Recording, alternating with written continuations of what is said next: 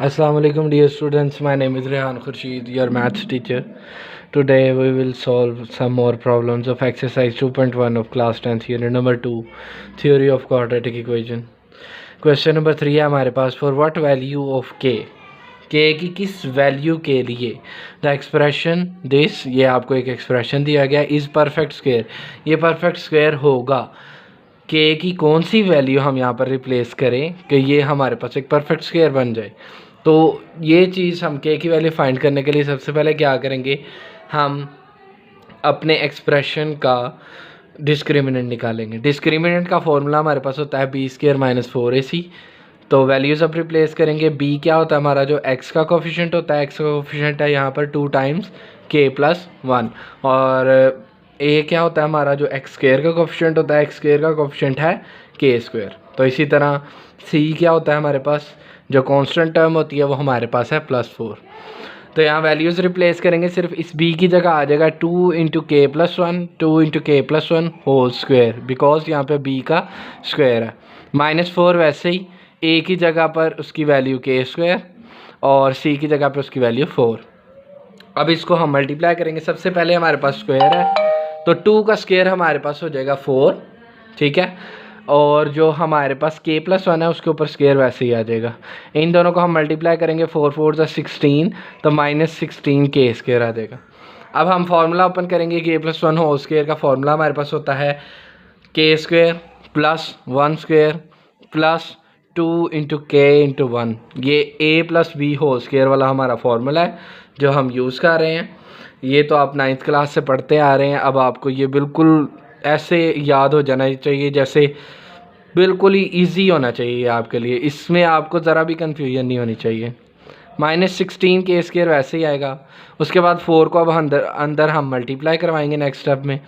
4 को के स्क्वायर से मल्टीप्लाई करवाएंगे तो आएगा 4 के स्क्वायर। 4 को 1 से करवाएंगे तो आएगा हमारे पास 4 1 = 4। इसी तरह 4 को जब 2 से मल्टीप्लाई करवाया जाएगा तो क्या आंसर आएगा हमारे पास, 4 2 = 8। तो -16 के स्क्वायर वैसे ही आ जाएगा।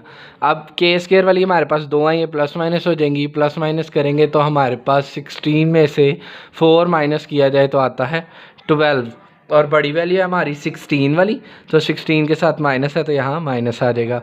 और 8 के नेक्स्ट सेकंड टर्म हम लिख लेंगे और थर्ड टर्म में हम +4 लिख लेंगे। इनको तरतीब भी साथ ही हम दे देंगे, ठीक है। अब क्या है, यहाँ तक तो हमने सॉल्व कर लिया। अब हमें क्वेश्चन में गिवन था कि एक्सप्रेशन जो है वो परफेक्ट स्क्वायर है, तो हमने के की वैल्यू फाइंड करनी है। तो परफेक्ट स्क्वायर तभी होता है जब डिस्क्रिमिनेंट का आंसर = 0 हो। तो as the expression is perfect square, क्योंकि हमें बताया गया एक्सप्रेशन जो है वो परफेक्ट स्क्वायर है, तो इसका मतलब डिस्क्रिमिनेंट का आंसर 0 होना चाहिए। इट मीन्स डिस्क्रिमिनेंट का आंसर 0 होना चाहिए। तो लेफ़्ट साइड जो हमारी डिस्क्रिमिनेंट थी ये 0 हो जाएगी, और राइट साइड पर ये ऐसे का ऐसे ही आ जाएगा। अब इनमें से -4 कॉमन आता है, -4 कॉमन लेंगे तो 4 3 = 12, यहाँ 3 के स्क्वायर आ जाएगा। 4 2 = 8, यहाँ 2 आ जाएगा, और प्लस की बजाय माइनस हो जाएगा। क्यों?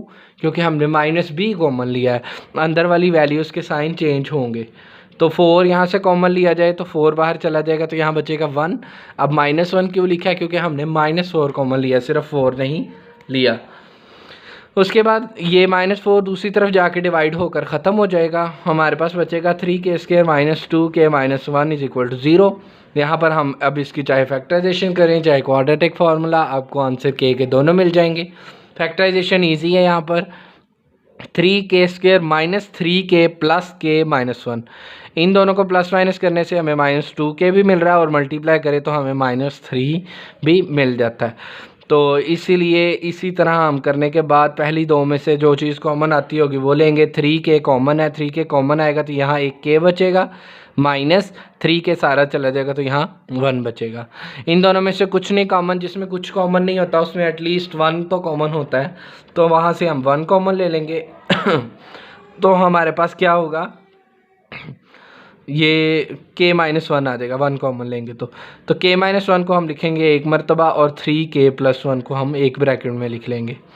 उसके बाद इन दोनों को हम = 0 रखेंगे। k का आंसर यहाँ से आ जाएगा 1, और यहाँ से 3 के इधर ही रहेगा, +1 उधर जाकर -1 हो जाएगा। उसके बाद 3 के आपस में मल्टीप्लाई हो रहे हैं, तो 3 जब दूसरी तरफ जाएगा तो जाकर डिवाइड हो जाएगा। तो इसी तरह इसका एक और क्वेश्चन है हमारे पास, क्वेश्चन नंबर 4, बिल्कुल ऑलमोस्ट सिमिलर है वो भी इसी तरह ही। तो हम इसको भी करते हैं आज ही कवर अपने टॉपिक में।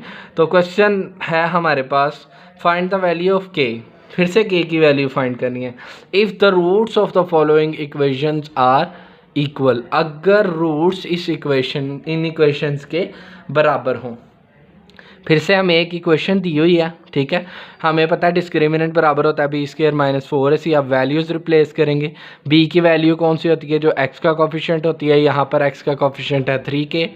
इसी तरह ए हमारे पास होती है जो एक्स स्क्वायर का कोफिशिएंट होता है वो होता है 2k माइनस 1, और सी हमारा वो होता है जो कांस्टेंट टर्म होती है हमारे पास +3।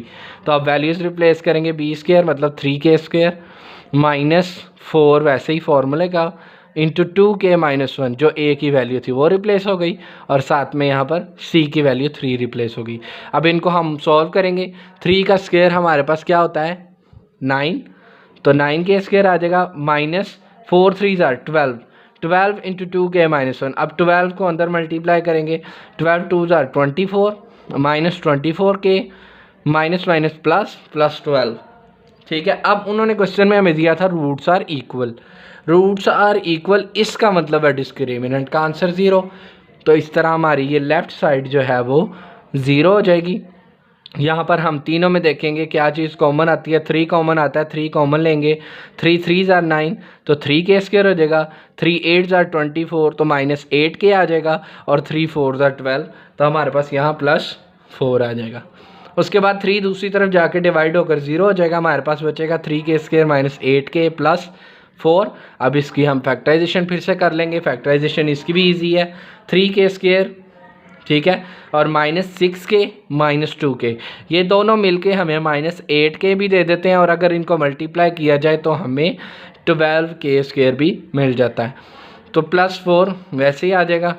उसके बाद पहली दो में से 3k कॉमन है, तो 3k कॉमन लेंगे, k बचेगा यहाँ पर, और यहाँ पर 3 2 6, तो हमारे पास यहाँ 2 बचेगा। उसके बाद लास्ट 2 जो है उन दोनों में से 2 कॉमन आ रहा है हमारा, तो -2 हम कॉमन लेंगे, ठीक है, -2 कॉमन लेंगे, अंदर वाली वैल्यूज़ के साइन उल्ट हो जाएंगे, ये k माइनस का था प्लस का हो जाएगा, और ये 4 जो है वो प्लस का था तो -2 हो जाएगा कॉमन लेने की वजह से, माइनस भी साथ में। उसके बाद k-2 को एक मरतबा लिख के 3k-2 को हम एक ब्रैकेट में लिखेंगे, ठीक है।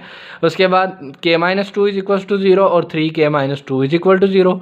k का आंसर यहाँ से हमारे पास आ जाएगा 2, और 3k-2 इसको सॉल्व करेंगे तो -2 पहले राइट साइड पे जाके +2 हो जाएगा, फिर 3 जो है वो k के साथ मल्टीप्लाई हो रहा है, दूसरी तरफ जाके डिवाइड हो जाएगा, तो हमारा आंसर आ जाएगा k इज़ इक्वल टू 2/3। तो ये 2k की वैल्यूज़ हैं जो हम फाइंड करना चाहते थे और हमने फाइंड की हैं।